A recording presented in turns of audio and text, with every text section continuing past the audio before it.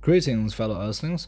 While you're writing, at least you can listen to certain music. For example, Waltz Number Two, which is a delightful tune that might, create this environment or this atmosphere for you to generate or harness the most of your creativity.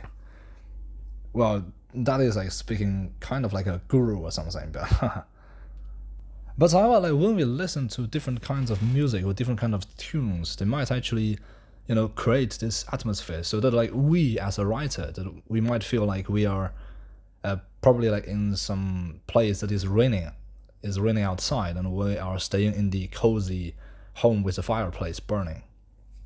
And that in turn might, first it might create this mindset for writing, and then like all of those the tiniest sounds or our own feelings, it can be, written down and becoming a part of the story. And then so basically like rain sounds and all different kinds of earthly tunes out there is quite great. If you're interested in like probably like astrology or astronauts, when they leave the Earth's atmosphere and head to the International Space Station, they had left the zone. Like the Earth itself is humming. It has its own rhythm, and basically like something like its gravitational pull or something like that. And when we leave the Earth's atmosphere, we lose access to this kind of Earth's natural rhythm, and then it might create certain kinds of psychological problems, and that is a phenomenon that is being studied right now. And so basically like we can listen to certain white noises or just this binary tunes or something like that.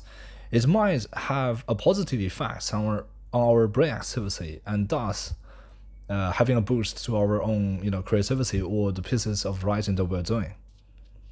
And then if you're interested, you can certainly head to Google and check out some of the probably like the benefits of brainwaves, and if it has the boost to our neurological productivity.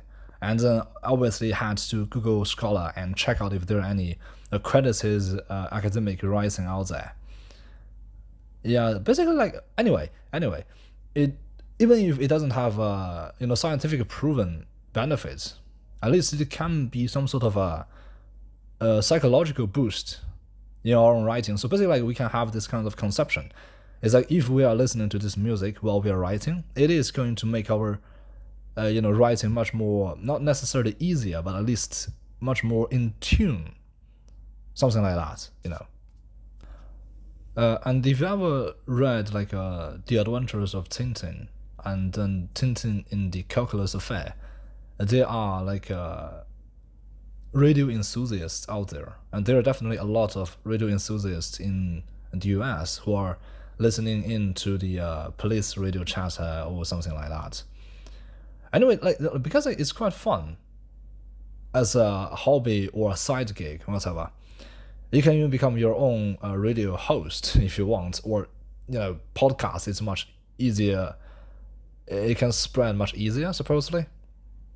And so today's writing prompt is like as a radio enthusiast, you're well familiar with ghost stations, all the natural phenomena that will create anomalies in the radio frequency. I don't know if that's scientifically correct, but it's something quite interesting to put down on paper, I suppose.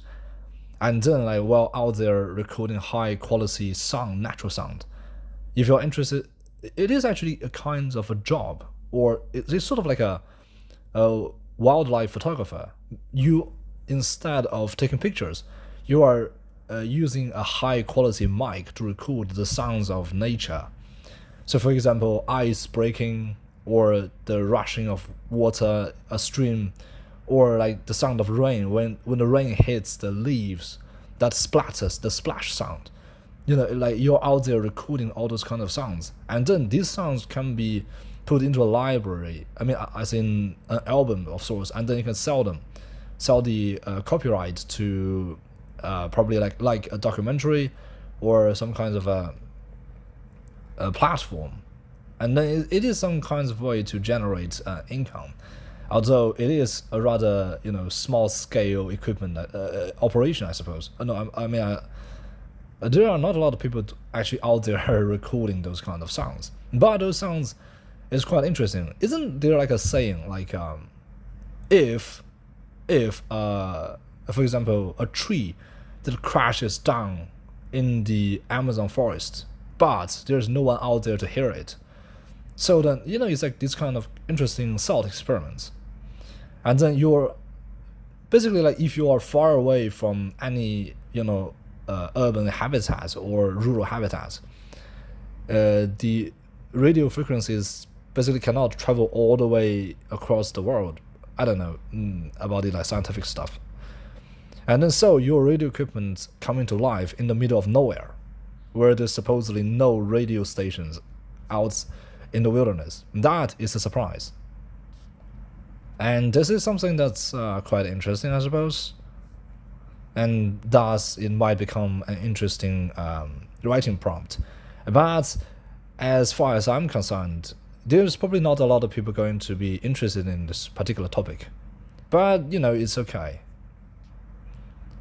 Because like writing and creating these kinds of pieces of writing, it is sort of like, creating certain things in the universal human psyche, something like that.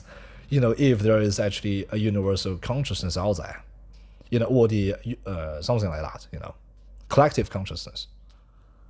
So today's writing is kind of like yoga, meditation, something like that. That's related. And yeah, that's it. See you next time.